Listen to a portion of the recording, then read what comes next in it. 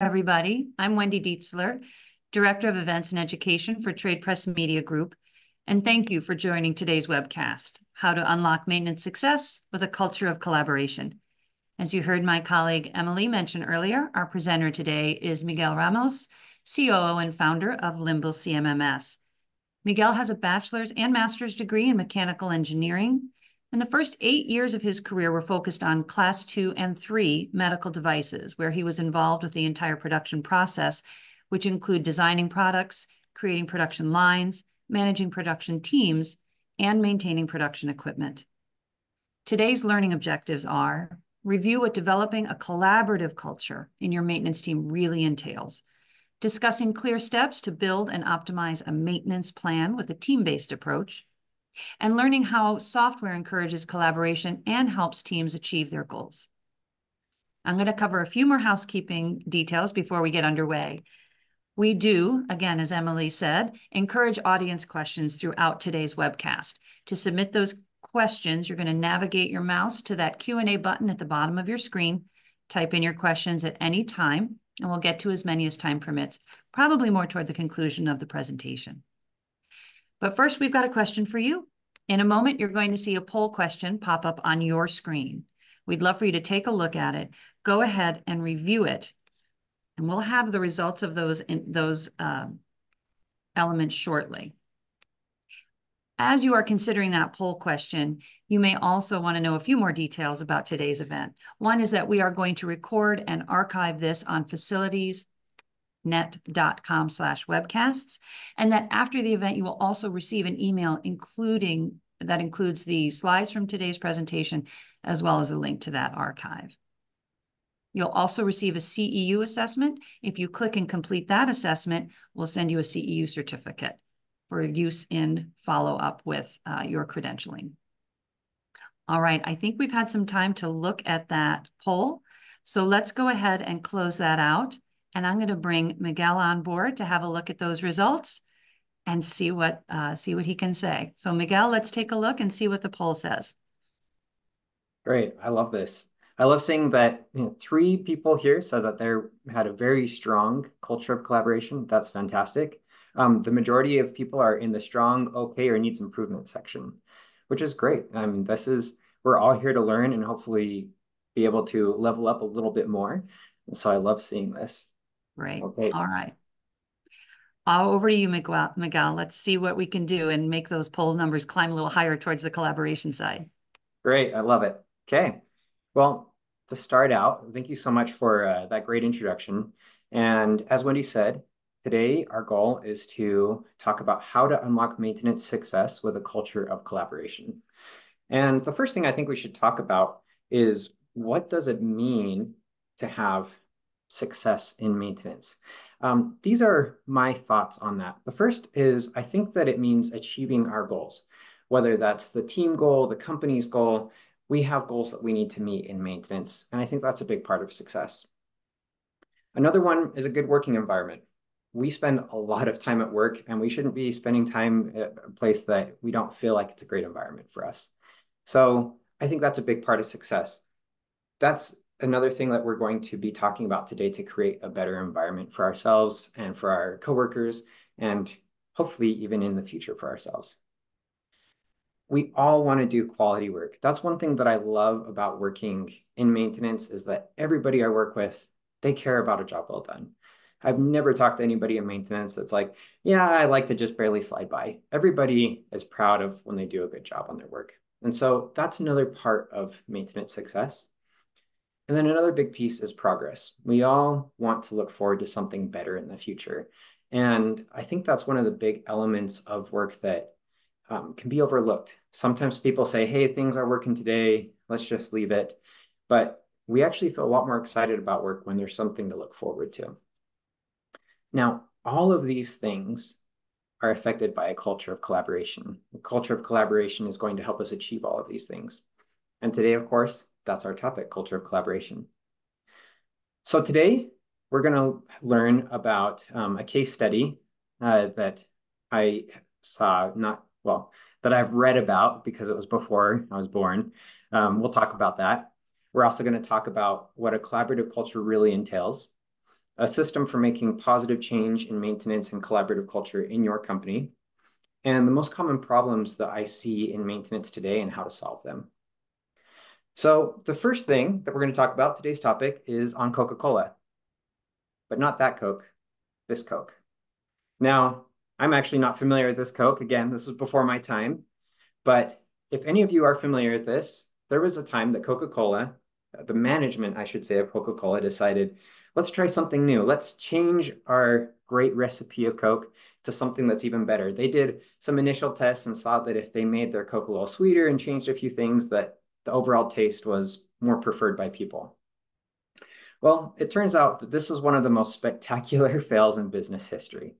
And it ended up leading to millions of dollars lost, and the management of Coca-Cola retracted the new recipe of Coke and went back to Coca-Cola how it was before. And that's why it's called Coca-Cola Classic today, is because they went back to the original classic flavor. Now, I believe that there were a lot of issues here, but I think that the problem was that management didn't involve enough people in the company in this decision.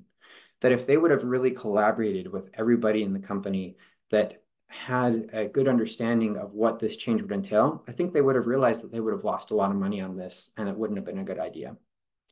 And that's actually what I want to talk about first. Is I want to make this interactive. So everybody, you can go to the Q&A section of your Zoom presentation.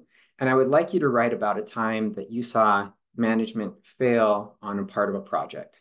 And while you're typing that up, I'm going to share one of my own experiences. I was talking to a technician, a maintenance technician at a company, and he told me that they got some new management in, and they walked into their inventory room and saw that it was a mess. It was full of all sorts of old parts and things that probably weren't being used anymore. And I'm sure you guys are thinking that you've never seen an inventory room that looks like that, right? Well, of course, it made sense to clean it up. So the new management came in and said, okay, anything that looks like it hasn't been used in the last 6 months, you need to remove it, throw it away. And that maintenance tech told me, yeah, see these two gears? These gears are part of a machine that is critical to our business's operation. And as soon as that machine goes out, we're going to need to replace these gears. And since we were told to throw all the old things away, we're throwing away these gears. And that means that it's going to be 10 weeks of downtime of that machine. And management's going to be really frustrated when that happens because this is like that downtime is going to really kill our business. And I remember asking the technician, I was like, hey, well, you know that this is going to cause a problem. Why aren't you going to tell management about this? And he said, hey, this is a corporate mandate. They never asked me how to do this. They decided how they're going to clean up the inventory room. And if they want to throw away critical spares, then be my guest. And I remember thinking at the time, that's a little bit petty, but at the same time, I could relate to him. He wasn't being involved. Nobody asked him his opinion. He is somebody who has a lot of knowledge about what's going on. And because nobody asked him, he didn't help as much as he could have. And I think that this is a great example of a failed approach by management. I'm going to hop over to the Q&A and see some things other people wrote as well. Let's see. Give me a second to read. I'm a slow reader, by the way. Oh, I really like this one. The explanation from management was too high tech for the workers to understand. Workers complete the work, but not under the high tech instructions. Oh, I like that one. So basically, they weren't saying, how do we find a way to make sure that this makes sense to people? That's great. I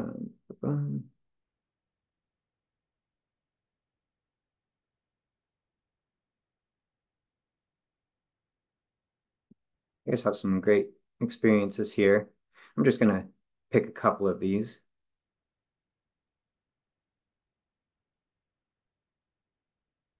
Oh, I like this one. This was doing a renovation and a remodel of a study space in higher education in 2023 that looks like something out of the 80s to meet budget requirements. This reminds me of another project that I was involved with at a previous company. And we actually had cubicles that looked like they were from the 1980s. And one of the teams said, hey, will you let us design our own cubicles? And we will make sure that it comes in under the budget that you're already spending on cubicles.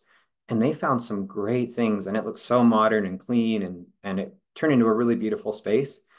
And management was really open to collaborate with them on that. So I think that's actually a really great example that management could have potentially, in this situation, collaborated with your team and found a better remodel that didn't look like it was from the 80s. Which I'm from the 80s, so uh, there's I like the new designs though, so I can understand that. All right, department equipment moved, not planned properly, remove required. Oh, I've definitely seen that happen before. Not planned properly, didn't get everyone involved, then you have to redo the work. That is a huge waste of time. Okay, well, thanks everyone. We're going to move on. I really appreciate you jumping in and sharing some of your experiences. And as we move forward in this presentation, think about how those experiences are something that you can learn from and put those learnings into practice in your own organizations. All right. So moving forward, oops, I gotta update my screen now.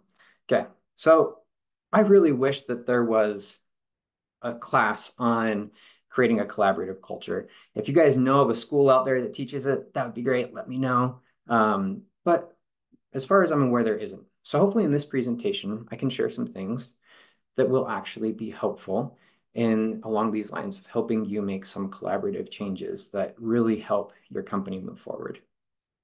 And all of this comes from my perspective of working with hundreds and even thousands of companies over the years to help them make positive changes in their maintenance systems and their maintenance teams.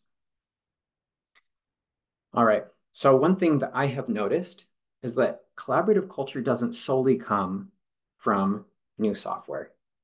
A lot of companies will buy a new software system and they just throw it at people and say, okay, start using the new software, and they think it's going to make things all better. Software is a very important tool, and you can get huge benefits from using software. But you can't just throw it at people. It has to be a tool that is used in collaboration with some of the other principles that we're going to be talking about. Another thing that I've seen that doesn't work very well are just corporate mandates. Now, corporate mandates, there's a place for them. There are times when you have to do a corporate mandate. But again, that doesn't create a collaborative culture by itself. So what really makes a change, a positive change, is leadership. Now, I know I've worked with many maintenance leaders over the years, and many of them think to themselves on the inside, I don't know if I'm a great leader. And one thing that I want to reassure everyone is that leadership is actually a skill. It's not something that you're born with, it's something that you learn along the way. And those skills are things that you can be taught. And we're going to be talking about some of these principles that go into leadership that will be helpful. The next thing is teamwork.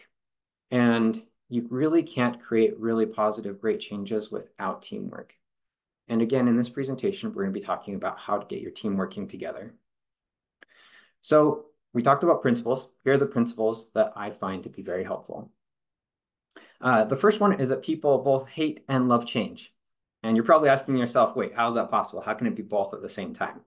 Well, there is an explanation for that, but it kind of reminds me of an old episode of Cheers. Again, I grew up in the 80s, so maybe you guys have seen this, but I'm going to share a little clip from Cheers. First, it was the best of times. It was the worst of times. Wait, whoa. Which was it?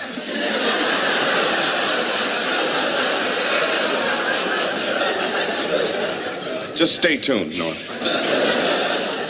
It was the age of wisdom. It was the age of foolishness. It was the epoch of belief. It was the epoch of incredulity. Boy, Stickins guy really liked to keep his butt covered, didn't he?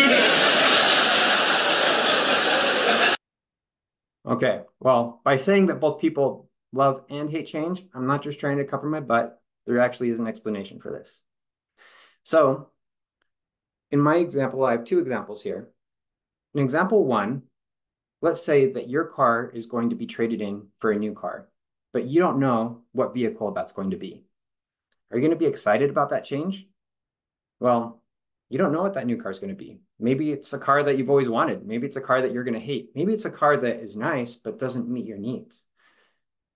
That is what most change looks like when management presents it to their team. They tell them change is coming, but they don't know what that change is going to look like. And so most people are going to default to say, I actually don't want change, because when you don't know the uncertainty, most people would assume that it's better to stick with what they already have. And that is one big problem with change. That's why people can hate change. But there's a different type of change. In example two, let's say that your car is going to be traded in for your dream vehicle. It's going to meet your needs, whether your needs are to be a utility vehicle. Maybe you need a truck. Maybe you want a real fast Lamborghini. Whatever it is that you care about, that's what that new vehicle is going to be. Now, are you excited for the change? You probably are. This is why people can love change. You love change when you know that it's going to benefit you. So when we talk about change for our maintenance teams, it's going to be, how is that change going to be better than what the current state is? The next principle I want to talk about is that changing somebody's role changes their perspective. So you need to let people know their role in making changes. An example of this was when I worked with a company that was going to buy a new CMMS, a computer management, a maintenance management software system, basically what Limble does.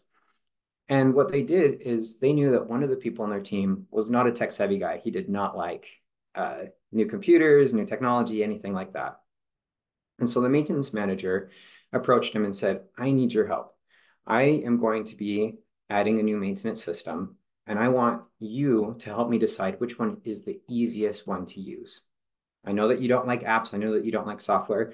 And that's why I need your help, because you're going to have a better understanding of which one is the easiest to use. And when he did that, that guy really felt empowered. He really wanted to help make changes. And he put a lot of effort into finding the one that was the easiest to use. And I thought that was a great way to change his perspective and allow him to make changes. Notice that the maintenance manager here didn't say, we're deciding if we want to get the CMMS or not. They knew they needed management software, but they involved this person to help them make the best choice for their team. And that really gave that team member a sense of ownership as well. This is what happens when you give a specific role to somebody to help them be involved in the change process. The other principle here is collaboration. You need to have multiple perspectives. Just like when we talked about with the Coke story, I'm sure that they didn't have all the perspectives they needed. Maybe somebody somewhere along the way in the company would have said, hey, if we change the recipe on everyone, are people going to freak out because there are people that like what we currently have? And I think that that is a great example of why we need to have everybody involved. We're going to talk about how to do that later in this presentation. Another big thing is iterate often. The reason why this is so important is that you can't have perfect plans from day one. And I see this mistake made a lot by companies. They come up with a really elaborate plan of every change that they want to make in the company, and then they never look back. They just move forward and start making those changes. But it doesn't give them a chance to learn along the way. You'll actually make much more progress, much more quickly, if you make small changes and you can iterate and say, okay, what is the next big thing? How did that last change go? What is it that we need to do today? And we're going to talk about some systems and how we make sure that we can iterate often. The last thing here is systems. And what I mean by systems is a no blame space. That means that when you are working with your team members, nobody gets blamed for anything. If something is wrong, you fix the system rather than blaming it on the people. An example of this that I had is on my team that I was managing. This was a couple years ago. I remember that there was a team member who did something very inefficiently. And I was a bit frustrated at first because I thought, this guy's doing it inefficiently, and the other team members are not doing it inefficiently. So there's got to be a problem with this guy. But then I stepped back and I realized he's actually a great employee. He works very hard. He cares about his job. I like working with him. The problem really isn't him. It really needs to be that I need to provide better systems for him. In this case, I needed better training. So I created a training on how to do this specific job duty in a very efficient way. So we created the training, put it in a PowerPoint, made it really simple to watch. We trained him on it. And guess what? Right after that, he started being very efficient, just like the other people were. And then I took that training and I made that part of our onboarding process. Everybody that came in the future, they had to go through that same training so they knew how to do it just as efficiently. Now, this is a very simple example, but it's an example of why it is that we need to focus on improving our systems and not people. If I would have gotten frustrated with that employee and thought that that employee was just efficient and not as good at his job, then we wouldn't have made the progress that we did. You'll find that if you can really focus on your systems and you don't create blame, people are going to be very excited to help you make those improvements. In fact, the people that sometimes struggle the most are the ones that are going to give you the best insights on how you can improve things. All right, so let's move forward and talk about a system for making positive change in maintenance. And again, the reason why change is important is because we always need to be evolving in business. I've talked to so many leaders over the years, and they always seem to say something along the lines of, if you're not improving, you're getting worse. And I think that's just because the world continues to evolve, and if we don't evolve with it, we're going to get behind. So this system is going to allow us to continuously make great changes in our maintenance teams and make a better environment for ourselves and for everybody we work with. So the first step is to announce that good change is coming. Now, again, we need to emphasize good change. And what that good change means is that that change is going to help the people that are involved. It's going to help your team. It's going to help other people in the company. So the thing that you need to do first is tell people that you're going to be making changes and that you want their help, so those changes are going to benefit them. And you're going to need to explain to them how they're going to be involved, that they're going to come up with the problems and the solutions to these issues. And one thing that I find helpful with this is sometimes on teams, there's somebody who's pretty resistant to change. And that's probably not their fault. Maybe they've had bad experience with change in the past. But you as a leader can really make a difference by meeting with that person individually. If you meet with somebody individually, it gives them an opportunity to be a little bit more open, explain their concerns a little bit more, and allows you to get better feedback from them. So I find that this can be a really good technique if you're worried about somebody in particular.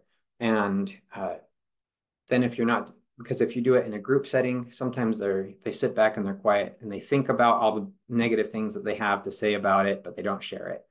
If you go one-on-one with them, you're going to be able to make a lot more impact on helping them see how this change is going to be a good change. After you've made this change, you need to do a vision meeting. And this could be called a goals meeting. You can call it whatever you like. I like calling it a vision because the idea is to spell out what we want our jobs to look like in the future. So in the vision meeting, you need to involve every member of your team. And it's really important that everybody has input. There are probably going to be people on your team that are more quiet, and that's okay. In this meeting, you might recognize that certain people aren't participating as much. So ask them specific questions, especially if it's something that you know that they're passionate about. So that way they're collaborating as well. At the end of this, you want to make sure that everybody has collaborated and they know that they've collaborated. So they're going to be on board with these changes that you want to make. Throughout the process, you need to remember that you need to let people know that these changes are for them. If at any point they start thinking that you're making changes for some other reason and not to improve their lives, that's going to cause a little bit of friction. But if you can always bring it back to how it helps them, you're going to see great benefits from that. The next step is to make a list of what you want work to be like in the future. Now, this could be, there's so many different ways that you could go with this. There's so many different results. Every company has different needs, but I'm just going to list a few here that I see that are pretty common. One example is less work, less overtime requirement, less emergency work. That's one thing that people really want. It's less stressful when you have all this emergency work. When you have a lot of overtime requirements, well, then you might miss your child's birthday party or a family gathering, and that really takes a toll on people. So that's one example that you might want in the future for your maintenance team. Or maybe your team says, hey, we have too much paperwork, too much red tape. It's getting in the way of me being able to do my job well. Maybe they want better coordination, better records, so that way they can see how something was resolved in the past and they're not reinventing the wheel every time they run into a problem. Maybe they just want management to recognize how awesome they are. You know, one thing that I've noticed with maintenance teams is often they don't really get a lot of attention until something goes wrong and they say, this thing just broke, you need to fix it fast. Whereas when you have a lot of great visibility on the great things you're doing, you can really show your team, your management team, all the great things that you're doing, and that's a much better situation to be in. Okay, so, oh yeah, one more. Almost forgot this one. Many maintenance teams need this. They just need more resources. They have fewer resources than what they need to be successful. So you make your list of the things that you want your work to look like in the future. And then the next thing is that you as a leader, you might have a few things to add to this list that your team wouldn't add because they don't have the same visibility that you have. They don't have that same role.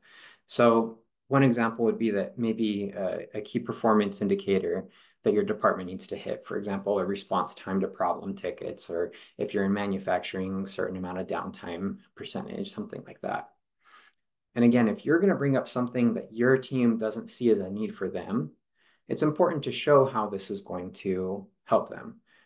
For example, if you can show them that you were going to hit this certain key performance indicator, then you can make a case to management that you can get more resources, better tools, or whatever it is that they need. Okay. Next section here is, now that you've talked about what you want things to look like in the future, it's time to talk about what is getting in the way today. These are the problems. Now, this is where your team is going to know this better than anyone else. They're going to say, hey, the reason why is because we have really old equipment, and this equipment's always breaking down, and it's probably costing more to fix this equipment than it would be to install new equipment. There's all these different problems that they're going to recognize when they realize that they have a vision and there's something getting in the way of that. And this is the best part, because once you have your problems written out, there's always solutions to problems. And I think that's one of the most empowering things about working with a collaborative team like this, is if you see problems, there's ways to come up with solutions for it. Now, I have a whole other presentation on how to come up with solutions to these problems, but the big thing that I've noticed here is that when a maintenance team is clearly able to define where the problems are, what's getting in the way, every time I've seen them come up with creative ideas on how to resolve those problems. And I think that's kind of the nature of having this vision meeting, is people are already feeling collaborative. They're going to come up with ideas. And if you give them additional constraints, like maybe we don't have the money for this, or we don't have the time for this, people will get creative and you can focus on how to solve those problems. So moving forward, you need to do a similar meeting with other departments. Typically, you want to meet with the department heads and you want to let them know about the improvements that your team wants to make, but you want to make sure that their needs are being met in the improvements that you're making as well. And you need to show them that the improvements that you're making in maintenance are going to help them. This is really helpful in larger companies, but I've even found this to be very helpful in small companies as well, because when you can start collaborating with other members of management of other teams, you're going to find that this is going to make a big impact for them, and it's going to help your team as well. A great example that I've seen is a lot of times other departments heads say, hey, we've been submitting work requests and they seem to get lost, they seem to be forgotten about, or they're not prioritized. And so now we're just finding your team wherever we can and asking them to do us favors along the way. And that can be a really inefficient process. And so that would be an example of seeing that their need is that they need quicker response time to their requests as well, or at least better communication on that. Keep that in the back of your mind, because we're going to be talking about some tools that can be used to help with that kind of a situation. But the main goal here is you want to get other departments involved and make sure that the improvements you're making help them as well. All right. So we've got to the point where we understand what we want our company to look like in the future, what we want our work to look like in the future, and we know what's getting in the way. And hopefully by this point, you've talked through some solutions with your team and you have some ideas on what you want to fix. But the big thing is, as a leader, is that you need to prioritize what's going to be fixed. Don't try to fix everything at once. That's impossible. It's overwhelming. It's unproductive. Rather, choose one or two things at the beginning that you can focus on. And I think that it's really important to choose based on the following two criteria. One is to choose something that you can have a quick win. And there's a lot of projects out there that will take months and money and large amounts of money to make them work. I find that it's best to start out with some things that can make some improvements quickly. And that is going to allow your team to be excited. It's going to give them a lot of positive energy for other projects. And it's also going to free up their time, because if you've made some improvements today, hopefully it saves them a little bit of time so they have more time to put into other projects that can make improvements as well. Another big thing to think about when it comes to making positive changes is the 80-20 rule. And that is, think of what is the smallest amount of work that will give me the biggest amount of returns. Sometimes I like to look at that as how can I fix something part way that makes the biggest impact? A great example of that I've seen in maintenance is they say, hey, we have so many parts that we need to keep on hand. We have a huge room of inventory. Let's identify which ones are the most important piece, the critical spares to have on hand. And let's make sure that we have those on hand, that they're well labeled. And that is going to make a much bigger impact than making sure every single inventory item is being kept track of. So we're going to talk a little bit more about some of these most common problems later on in the presentation and some solutions that allow you to do this 80-20 rule to make some big results with a minimal effort.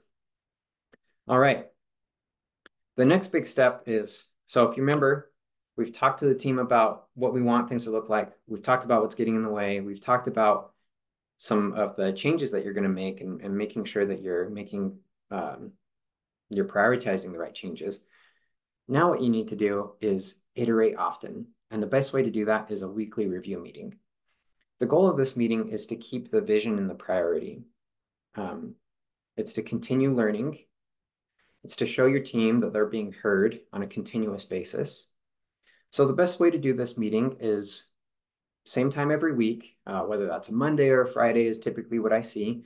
Your team gets together, and it's really important that it's set on their schedules because things don't get missed if it's on the schedule. If you just say, oh, we'll try to meet when we get a chance, it's going to get missed.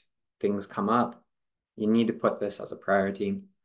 And in this meeting, I find that there's an agenda that you can use. I'm using some sample things. You don't have to use all these things, but I find that these are some great things to go over in this meeting. The first one is, what went well this week? You know, who did a great job? Like, we should recognize people that did something that was spectacular, things that worked well. And then the next thing is, what could have gone better? And this is where you can figure out what needs to be improved for this upcoming week. A great example is that somebody says, hey, something broke down. Maybe if we had a preventative maintenance task scheduled, then we could have prevented this problem altogether. Or maybe they already did have a preventative maintenance task, but it was missing some pieces. And that's a really easy thing to make improvements on for the next week. And again, I know I've talked about this before, but I think it bears repeating. Don't blame things on people. When we talk about what could have gone better, if people are feeling like there's blame there, that's going to shut future progress down. And so you might need to, in this meeting, remind people that you don't think they did anything wrong. Instead, there's something wrong with the systems, and the systems is what we're here to fix. And you're going to find that that's going to be very helpful. The next thing that you can talk about in your agenda item is what you accomplished this week that brought us closer to our vision. We never want to lose sight of that vision. If you lose sight of that vision, you're going to work on projects that aren't as important. But now that you know that vision that you're going to have, we're going to have, for example, fewer breakdowns and fewer emergency work and less requirements for overtime on the weekends. If that's your vision, you need to make sure that you come back to that and say, okay, what did we do this week that actually helped us get there? And if progress wasn't made, then you need to find out why and make sure that next week that you can make some more progress towards that vision. If you're always doing that, you're going to see huge improvements over time. And then the last thing is to talk about what you're going to improve this week. You always want to make progress, even a little bit, even if it's a pretty busy week, on how you get a little bit closer to your vision, even if it's as simple as adding a new preventative maintenance schedule. But whatever it is, if you're always making progress every week, you're going to make huge progress over time. All right, so I'm going to move on to the next section of this presentation, and that is the most common problems maintenance teams face and how to solve them. Okay, so you have more breakdowns than resources, problems with communication, you don't have the right parts on hand, you have a hard time showing value as a maintenance team. Again, maintenance teams are usually called when there's a problem, and it's hard to be showing a lot of value when people just see you as the fix-it crew. Now, that is one thing that is amazing about Limble, is that a great computerized maintenance management system can really solve these problems, and we're going to talk about that. So one of the big problems that I see with maintenance teams, and I'm sure many of you can relate to this, is that you have more breakdowns, more problems than the resources you have to solve them. So you're always feeling behind, you're always feeling overwhelmed, you're always feeling like you don't have what you need to really be successful. One thing that is great about a maintenance management system is that you can automate the preventative maintenance schedules. And this takes a lot of pressure off your team, because if it shows up if they can look at their schedule every day of what they need to be doing, and they're doing some things that are going to prevent problems in the future, those get prioritized, and then you have fewer breakdowns, fewer big issues. It's much better to prevent a problem than it is to fix a problem after it's happened.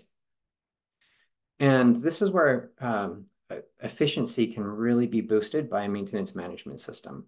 One thing that we've seen with Limble is that it's like adding an extra person for every 3 people on your team. So if you have a team of 6 people, it's like hiring an extra 2 people on your team.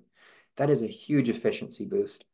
There are so many things about Limble that can make your team more efficient when it comes to making sure that priorities are being taken care of, making sure that you can look up the manual for every piece of equipment on your phone, finding out how to solve problems. There's a huge list here, and I can't get to all of them. It would be way too long. But what I love seeing is that teams become more efficient. And I actually have an example from this. This is one of our customers by the name of Matt Hazeman. And it was so interesting. When I went on site to visit him, and as soon as I saw him, I wish I would have had my camera out, because the first thing he said is, "Limble changed my life." And I was like, "Okay, Matt, what are you talking about? Tell me what's going on." He told me that when he first started working at that company, he was working 14-hour days. There were just too many breakdowns. He was spending all day at work, no time at home, and he was so frustrated because it was just putting out fires. But then he got Limble, and he said, "Okay, every time I solve a problem, I'm going to document exactly how we fixed it." So his particular type of equipment have a lot of error codes. So every time they had an error code, he would fix it. He would document it in the maintenance management system. And then the people that he worked with, they could look up how he fixed it in the past.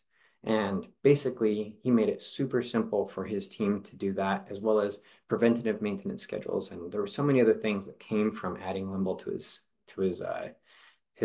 one of his tools that he used to manage his maintenance team. He said that he went from working 14-hour days to 8-hour days. He was able to go home at 5 p.m. every day, eat dinner with his family. And he was so efficient that the CFO contacted him and said, "Hey, we want you to do this for multiple plants. We're going to promote you to the director over 3 plants." And his career took off from being able to make his team more efficient. The next big problem that I see teams run into is communication. Everybody has their daily priorities, but sometimes people don't know what those daily priorities are. And another big issue is just like the coordination. As the day goes on, you're constantly needing to coordinate with people. And that can be hard to do, but with the maintenance management system, and what I was going to say about coordination, I should remind you that those could be work requests or problem reports that come in. Limble has a great work request system, so you can make sure that people are always getting updated. So in Limble, when you get a work request coming in, you can notify the people that you're going to be working on it and when that's going to happen, so they know and they're not going to be pestering you. And then another great thing about that is that everyone knows exactly what's going on, and you're going to find that other teams are going to be much happier with how your team is handling the issues that they're running into. And I actually there's a couple stories here that I could share. One of them that I want to share, though, is from Brian Coates. And he was a maintenance technician at a large facility in California. And one thing that he said to me that I wasn't expecting is he was like, you know what? Limble keeps me in line. And I said, well, what do you mean? And he goes, there's so much that I need to do every day, but I always can see my priorities. So I know what my boss cares about the most, and I focus on those things, and he's happy and I'm happy. And I thought, that's a really good thing, because sometimes people think that somebody who isn't being very effective can be lazy. And maybe it's more that there's so many things to work on, they don't know what to prioritize, and that can either make them less efficient or make them more frustrated. But he found that when he did that, he always had his priorities, and he felt like it was saving him time. But really what I think it was is it was helping him stay focused on what mattered most. And that's one of the great things about how Limble helps with communication. All right, next big thing is not having the right parts on hand. Now, this is really important because if you run out of the stock that you need to have, you're going to have long delivery time waits, or you're going to have to send somebody to the store to drive out there. And that is completely wasted time. With Limble, you can keep track of all your inventory, and it lets you know when inventory is running low enough that it's time to reorder before you run out. There's a lot of other benefits to inventory management, such as working with your vendors as well. Again, there's too many benefits here for me to get into, but I'm presenting some of the most common problems and some easy solutions through a maintenance management system. So a great example of this is Greg Anderton. He works at a company also close to where I live. A lot of these people are close to where I live because I can drive out to visit them, even though we have customers all over the world. But Greg here, he had a lot of inventory. He also has a very big facility that he's managing. And what I saw is that he was able to use Limble to really manage his storeroom. What might be a little hard to see here is that each one of these inventory items has a label on it with a QR code. Before this, his inventory room didn't look nearly as organized from what he explained to me. But it was through Limble that he was able to organize his parts and make sure that he always had them on hand. This can make a huge difference. There's another facility not too far from him who I remember they had a fuse go out and they couldn't find a fuse, and they had to send somebody an hour drive to Salt Lake City, which required just to buy a new fuse. So that was an hour of time to drive there, 20 to 30 minutes to actually get the right part from will call, and then another hour drive back. They spent about 5 times as much on that part than as they would have online, but they had to do that because they needed that part right away. Whereas if they could have ordered these way ahead of time, they would have saved not only that money on the part, but that was 3 hours out of that guy's day where he could have been productive doing other things. The last thing I want to talk about is how a CMMS can help you show value to the leaders and to the rest of your company. Now, as you guys know, when you're doing maintenance, you don't have time to keep track of everything, but with Limble, it can keep track of everything for you. It's going to make sure that all of your KPIs, all your reports, everything that you need to report on is automatically there, and you're going to have more information than you've ever had. A great example of this was Joe Romero, another one of our customers. He worked at a large medical facility, and he said, I was able to tell my boss that we completed over 975 work orders in the last 3 months.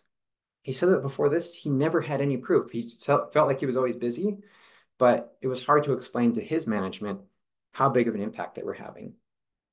Another one is Josh Sylvester. He told me that once a quarter, he would actually pull an all-nighter at work because he would have to make a report for the CEO, and it took hours and hours and hours to gather all his data in time to meet with his CEO and show them what they've done. When we got Limble for him, we set up those reports beforehand.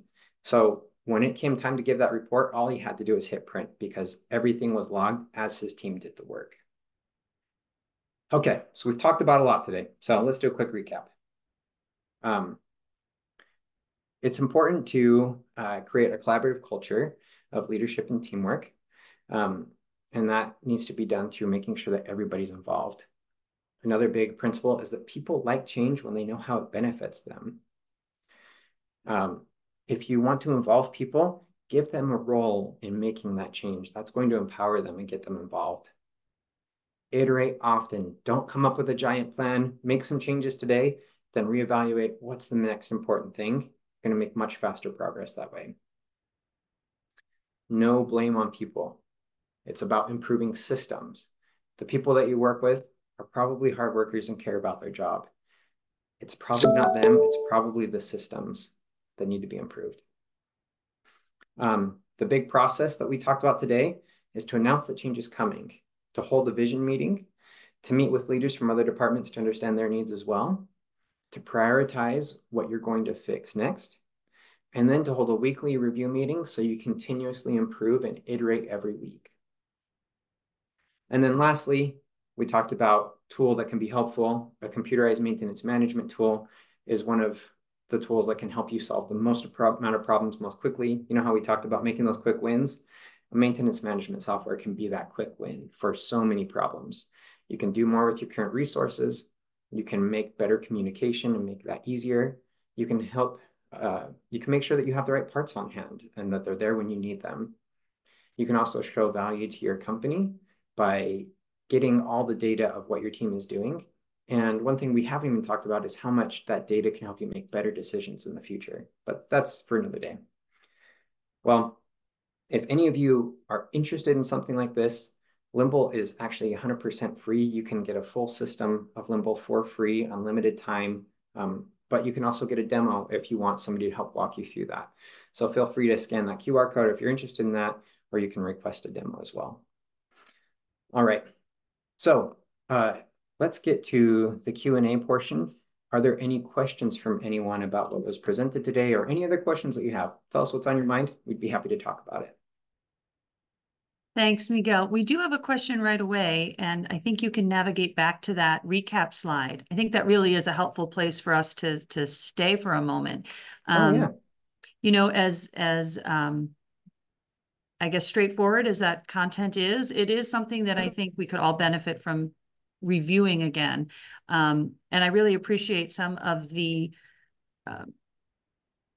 options that you talked about in terms of how those meetings, you know, can be run with the celebration, the little more scrutiny and what can be done better.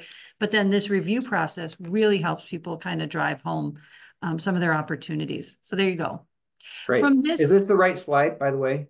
Yeah, let's make sure. Lawrence, if you want to just chat another question, we want to make sure this is the appropriate one. And as he's going to confirm that with us, Miguel, could you maybe point to where you feel some of the more common transition? Oh, Lawrence says he thinks it might be the one before. Let's take a look at that. I'd be happy to go to that one. Here we go. All right, great. So then as we look at this slide, you know, is there one that you think provides or offers or the highest level of challenge in terms of implementing throughout an organization? Is there any one that you see as kind of a constant that crops up as this is what we really have trouble with? You know, that's a hard one because I feel like every time as I'm reading through the list, I'm like, oh, that one's the most important. Oh, wait, no, that next one's the most important.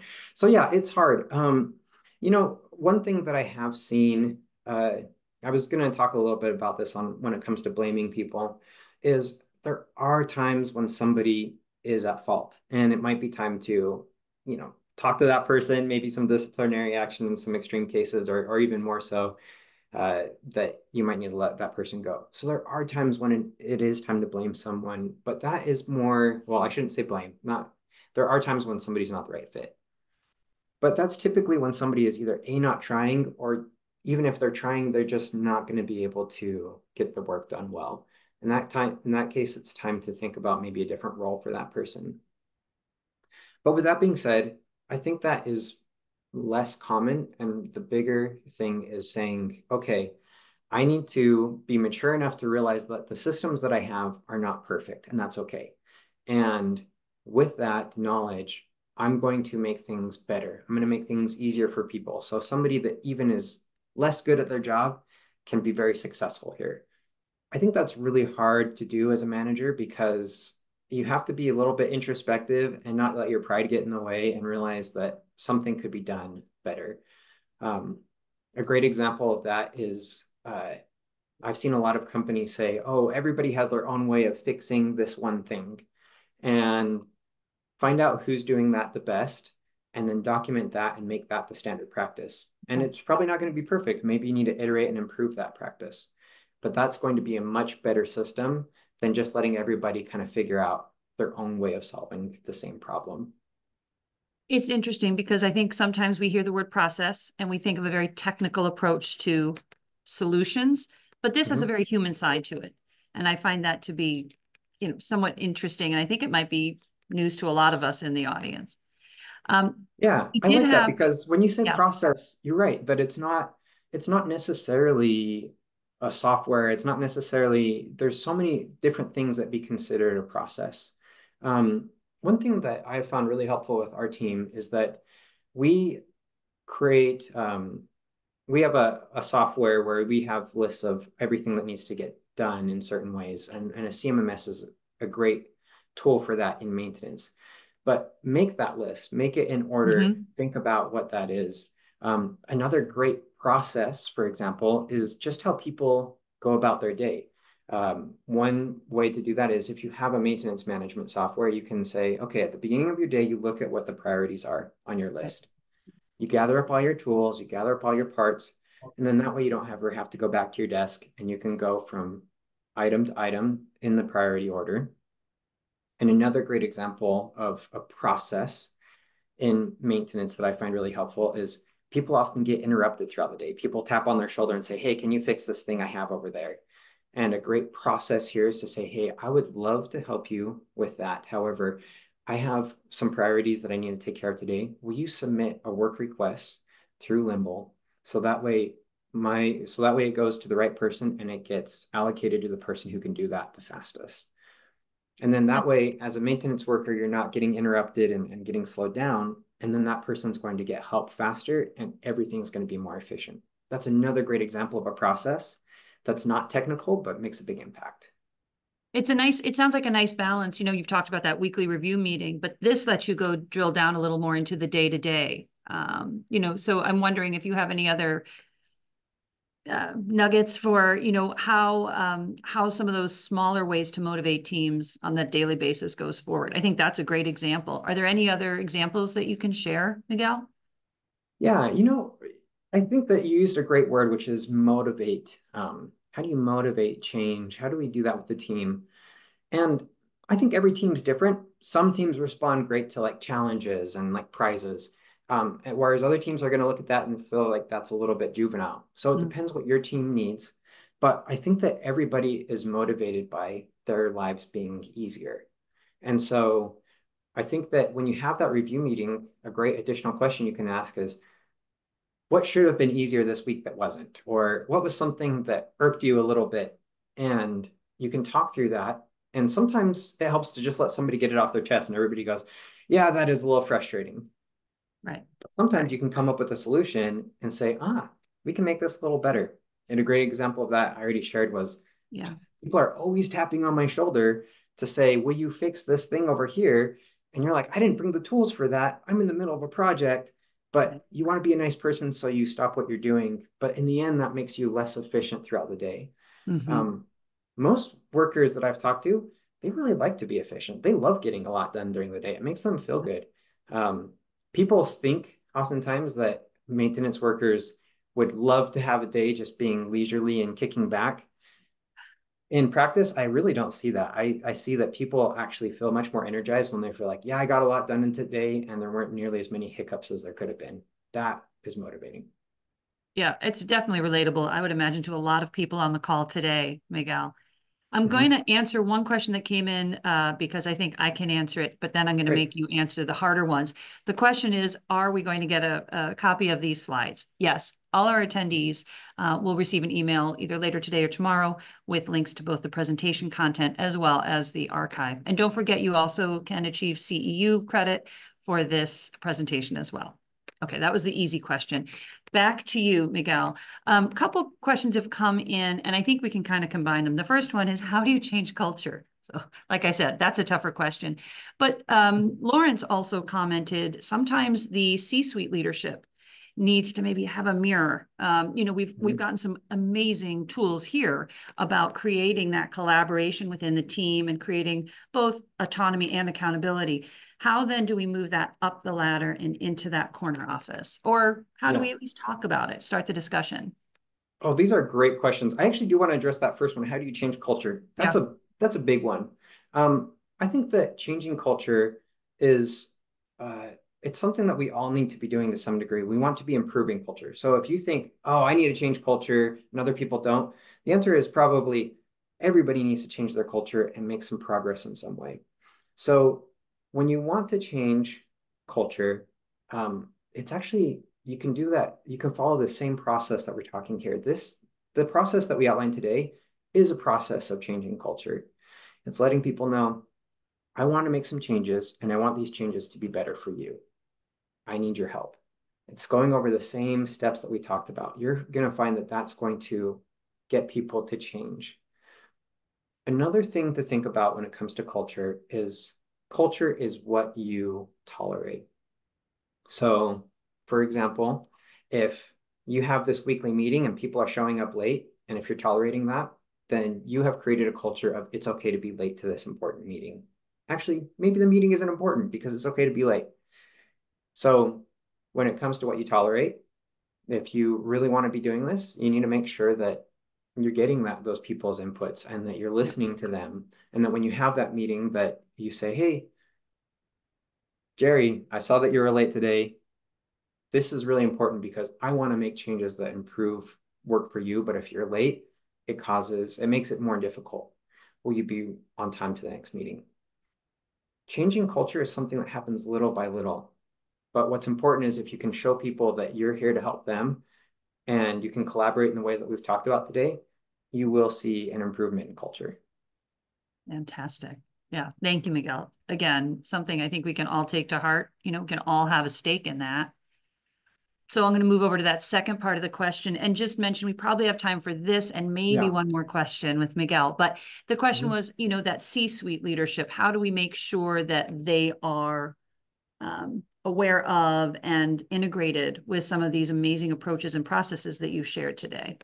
Yeah, I think that this is a fantastic question. And I was actually planning on putting a whole section in the presentation about this anyway. So I'm glad we're talking about it. Yeah.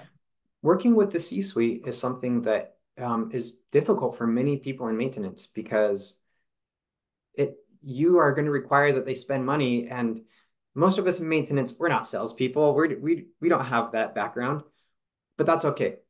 Again, everything's a skill and there's a process to everything too. The number one thing with working with C-suite is finding out what they would like to see from you.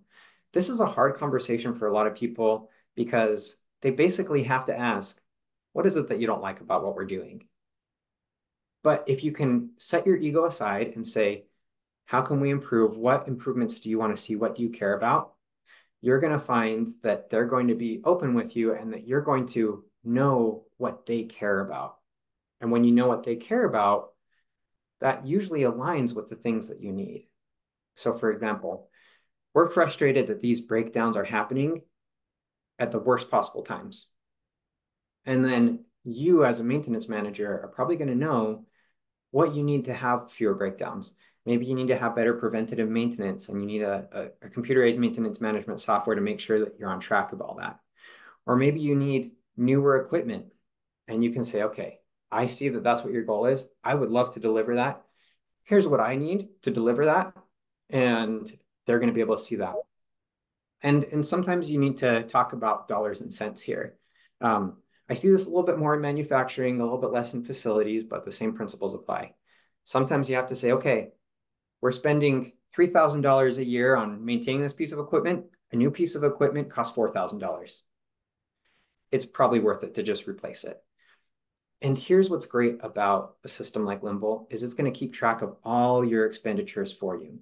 So you're going to have the dollars and cents that help you make that argument. when it comes to management, sometimes people get frustrated and they say, oh, they just care about money. Well, that money is what keeps the company alive. And so that having a tool like Limble in your pocket, you're going to be able to show them the money where that's going and make a really good argument for them. Yeah, I think that's a great perspective to be able to share. You know, we're kind of seeing it through the lens of the C-suite, but also know that this, you know, you've got access to data through Limble that helps you bring your argument forward or at least start that discussion. That's fantastic. That's right. We are at the top of the hour, so that means we're at the end of our time, but Miguel, it's hard to say stop on such a great conversation. I'd love for you to maybe just share maybe next steps for our audience. Where do you think our viewers today could go next to start to understand a little bit more about what opportunities are there for them? Yeah. You know, at Limble, our goal, and you may have seen this on my screen here, that our goal is to empower the unsung heroes. We're here to help you. We offer Limble for free, and we also have a team of people that you can chat into. If you go to our website, you can see there's a little chat bubble. I think last time I clicked on it, it was Noah. Noah's based out of California. There's real people there that can help you. So feel free to use that. And we also have an upcoming webinar if you want to learn more about some of the things that we can help with. That's fantastic. Thank you. And that slide will be part of what is delivered to all of us today or tomorrow via email with that QR code and additional contact information. So with that, I would like to say thank you, Miguel, for an excellent presentation. Thank you to Limble for your support of this very, very important topic and to supporting our industry in general. We really appreciate it. With that, I will say again, thanks to our audience for being here today, and we will conclude today's webcast. Have a great day. Thank you, Wendy.